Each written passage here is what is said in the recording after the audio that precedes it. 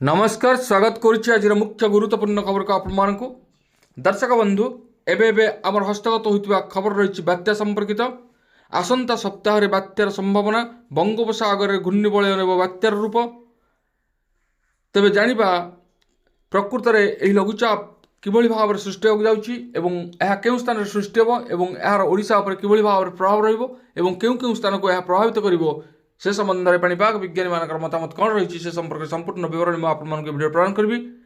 से आप निश्चित वीडियो को प्रथम शेष पर्यटन देखिए जब वीडियो भल लगे पाखे लाल बटन निश्चित सब्सक्राइब करेंगे और पाखे बेल आइकन बजाइदेवे और ऊपर आसुवा ऑल नोटिफिकेशन क्लिक कर भूलें जहाँफल ये वीडियो सर्वप्रथम आपण निकट में पहुँच पार तेज आसतु जाना आज बात्या संपर्कित विशेष गुरुत्वपूर्ण सूचना बंधुगण यही मसरे पुणी बात्या होवार आशंका रही मीडिया रिपोर्ट अनुसार यह खबर मिली जे मे मास द्वितीय सप्ताह सुधा तमिलनाडु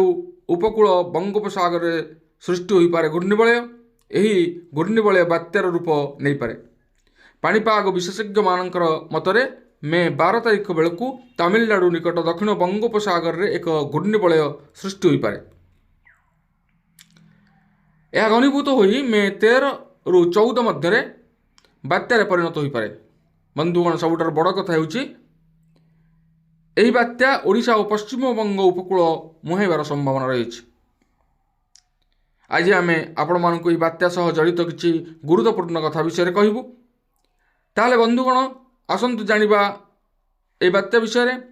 आसुथिबा बात्यार आकलन विश्वर केतेक प्रमुख विशेषज्ञ माने करिसंती एही बात्या केवल ओडिशा और पश्चिमबंग नुहे बिहार और झारखंड को मध्य छुई पारे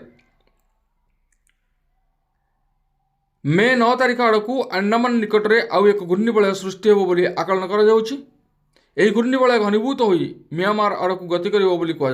आगामी सप्ताह सृष्टि होगा जाउथिबा एही दुई घूर्णिबलय किभली रूप नेब और यार प्रभाव ओडिशा उपर किभली भाव रहिबो ताहा विषय विशेषज्ञ माने वर्तमान पर्यंत आकलन करिनाहंती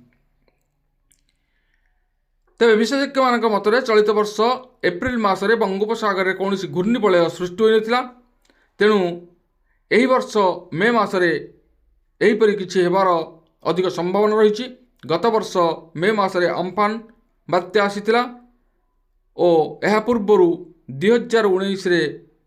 फनी बात्या ओडिशा आसीथिला यही बात्याटी ओडिशार बहुत क्षयक्षति करथिला तेणु यही मासर द्वितीय सप्ताह आसुवा बात्या ओडिशा को केते प्रभाव पकाइब ताहा लगी चिंता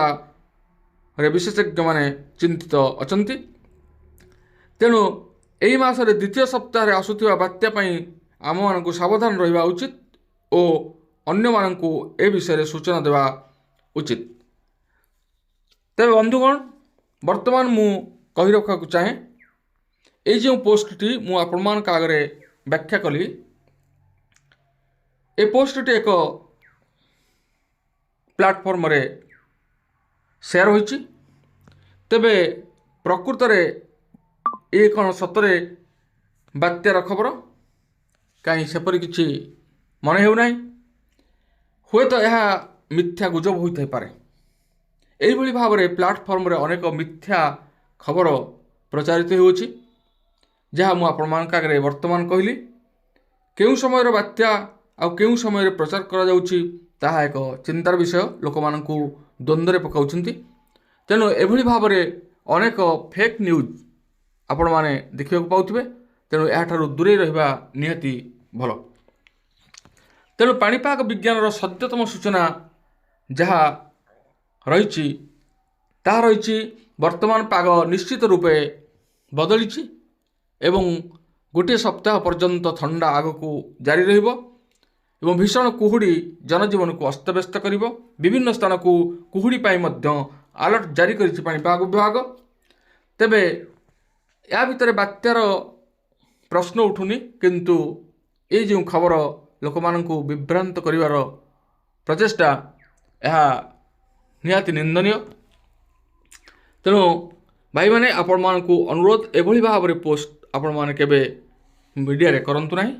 जहाँ लोक मानकु भयभीत कराइबो तेणु ओडिशार पाग वर्तमान सुखिला रही विभिन्न स्थान ठंडा मध्य जारी रही आगकू ठंडा मध्य जारी रहिबो